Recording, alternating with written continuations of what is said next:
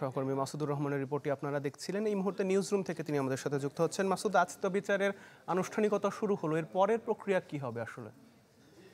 July August জুড়ে যে নির্বিচারে সারা দেশে মানুষ হত্যা হয়েছিল, এর মধ্যে প্রথম কোনো মামলার আজকে আনুষ্ঠানিকভাবে তদন্ত সংস্থার পক্ষ থেকে যে রিপোর্ট পেয়েছিল প্রসিকিউশন, সেটি ট্রাইব্যুনালে দাখিল হয়েছে এবং বিচারের যে সমস্ত স্টেপের মধ্যে যেতে হয় তার মধ্যে এটি প্রথম স্টেপ।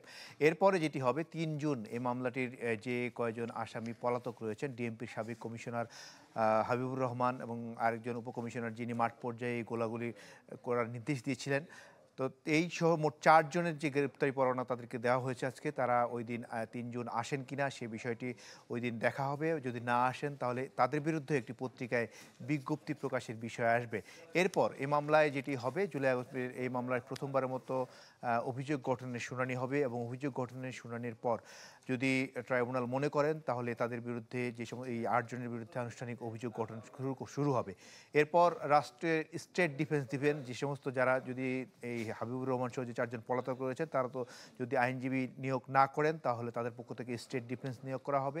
এরপর অভিযোগ গঠন সাক্ষ্য গ্রহণ শুরু হবে। সাক্ষ্য গ্রহণের সে পরে আনুষ্ঠানিকভাবে দুই পক্ষে যুক্তিতর্ক উপস্থাপন শেষে এই মামলার রায় ঘোষণা হবে। সেক্ষেত্রে আরও কিছু ফর্মালিটিস এই মামলার বাকি রয়েছে এবং তারপরে আনুষ্ঠানিকভাবে রায় ঘোষণা করবেন ট্রাইব্যুনাল।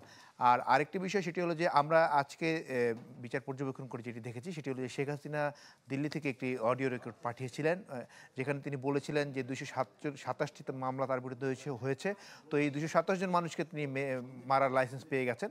এই বক্তব্যের জন্য তাকে ব্যাখ্যা দিতে বলা হয়েছিল। আজকে তাকে হাজিরের জন্য দিন ধার্য করা ছিল। যেহেতু তিনি আসেননি, স্বাভাবিকভাবে আজকে বলা হয়েছে যেন একটি পত্রিকায় বিজ্ঞপ্তি প্রকাশ করা হয়। সেই বিজ্ঞপ্তিটি প্রকাশ হয়ে আসার পর ৩ জুন এই মামলাটিও কিন্তু সেখানে বিজ্ঞপ্তি প্রকাশের পর শেখ হাসিনার বক্তব্য না পাওয়া গেলে ৩ জুন এই মামলাটির আনুষ্ঠানিকভাবে পরবর্তী আদালত অবমাননা মামলা প্রথমবারের মধ্যে শেখ হাসিনার বিচারও কিন্তু এখানে শুরু হবে।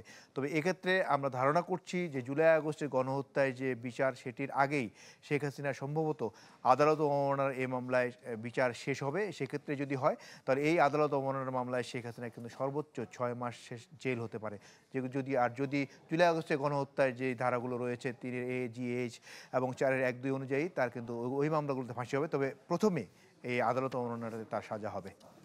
জি মাসুদ, অনেক ধন্যবাদ যুক্ত হবার জন্য। নিউজ রুম থেকে জানাচ্ছিলেন আমাদের সহকর্মী মাসুদুর রহমান।